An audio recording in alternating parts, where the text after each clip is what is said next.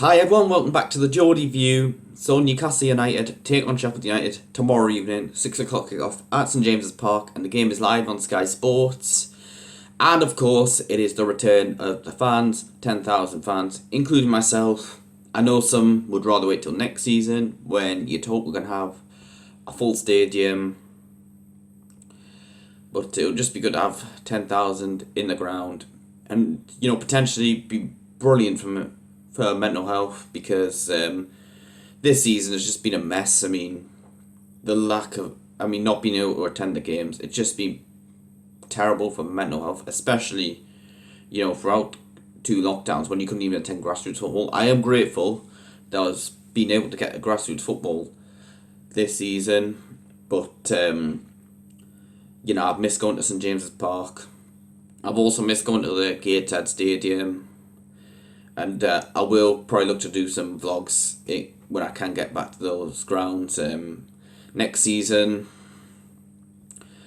But just hope everybody has a good time. If you are going one of the 200,000 going to a Premier League game this week.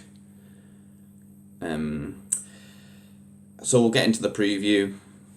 The last games for both these sides. We lost 4-3 to Manchester City in a cracking game of football, but they just had too much quality for Ferran Torres getting a hat-trick, but fair play, we managed to get ourselves 3 goals against the champions. I know 2 of them were penalties, but we did well to win the penalties. Joe Linton and Joe Willock both scored, and of course Emil Kraft got his first goal for us against Man City of all sides. Probably the last outfield player you'd expect to score. Sheffield United, on the other hand, beat Everton 1-0. They're already relegated, but wow, a 1-0 win against Everton with Daniel Jefferson scoring the goal, 17-year-old who was on loan at Chorley earlier in the season. That was a bit of a surprise, and I thought they deserved the win against Everton. But into the team news. For Newcastle, we've still got Callum Wilson, Jamal Lascelles, Ryan Fraser, Carl Darlow and Isaac Hayden out of the game. Fraser and Hayden are back in training, but it looks like we'll have to wait till next season to see them. I'm hoping that Ryan Fraser can benefit off the fans next season, because I feel he can. Also, for him and Paul Dummett, I think what's not helped them is the lack of pre-season for them. Elliot Anderson is 50-50. I would have loved to have seen him play in one of the last couple of games, but to me, we shouldn't be rushing him back if he's 50-50 and then have an injury that ruin the start of his season next season. Potentially puts clubs off going in for a loan for him, because I know Luton Town are being linked. If we are going to look at loaning him out. And also Fabian Schär is suspended the last game of his ban, but maybe we'll see Lascelles and Schär against Fulham on the final day. Lascelles to get fitness up, and also Schär potentially, just be good to see him. Maybe it'll be a swan song because his contract is coming to an end. But for Sheffield United, they've still got McBurney, O'Connor, and Padu, Burke and Sharp all out of this game, and Berg is 25% likely to play. But we'll go into the players that we want to watch out for. I've only picked out a couple. It would have been more if it wasn't for the injuries. First up, Daniel Jefferson, of course, as I mentioned, getting a goal on his debut against Everton. Fair play to him. And the other player is David McGoldrick. Only 7 goals, but he is still the top scorer this season. I think he'd be very good for them in the Championship if he is playing for them next season. As for the strengths, they're good at protecting the lead. Weaknesses, they've got a lot.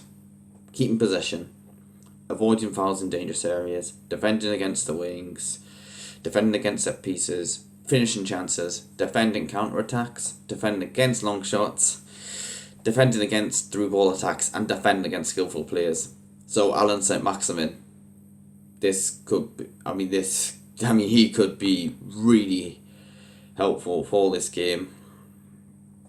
In terms of the style, they like to play with width. They do play long balls, attempt crosses often, attack down the right, also attack down left, and they are defensively aggressive. So we'll get on to my starting 11 for this game. First up in goal, Martin Dubravka. It's an obvious choice. Right wing back, Jacob Murphy. Left wing back, first centre back, I'm going to go with Emil Kraft actually, because he has actually been better last couple of games. Leicester, he played well, and of course he got his first goal against Manchester City. I like to see him there. Maybe, he is starting to get used to the Premier League. Maybe we could keep him on for another season, especially if Florian Lejeune is going to leave, or if any other centre backs will leave. Fabian Schär, Federico Fernandez. In the middle of that three, Federico Fernandez. I think him and Murphy, I'd like to see them both get new deals and stay on for next season. The final of the centre backs, Paul Dummett. And left wing back, Matt Ritchie. So the midfield three. First up, I'm going to go with Joe Willock. His first chance to play in front of our fans. I'm hoping we can sign him up permanently for next season, or even just get another loan out of him. Would be good, so you can play in front of a full St James's Park. In the middle, it's John Joe Shelby, and because he has been better last couple of games. I'd probably still be getting rid of him at the end of the season though, and. The final of the midfielders is Miguel Almiron. But maybe we could see likes of Matty Longstaff come off the bench for this game. I'd like to see it, personally, because he was on the bench against Manchester City. Into the attacking two. First up, Alan Saint-Maximin. As I said, he could be a right handful in this game. And alongside him, Joe Linton, he got himself a goal. I mean, you can say all you like, it was only a penalty. First up, he did well to win the penalty.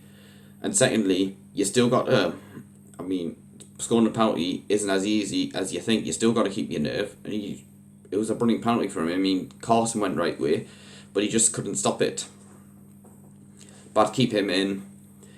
Although Andy Carroll, potentially would be good to bring him on for a final time in front of our fans, because I'm hoping he leaves. Maybe same with Dwight Gale, because I'm hoping we get rid of them both in the summer and then bring in one or two new strikers. So that's my starting 11. In terms of my score prediction, I'm going to go for a Newcastle United 2-0 win. So thank you for watching the video. Don't forget to hit like, subscribe to my channel, check out my social media pages in the description below. Thank you for watching, and I'll see you later.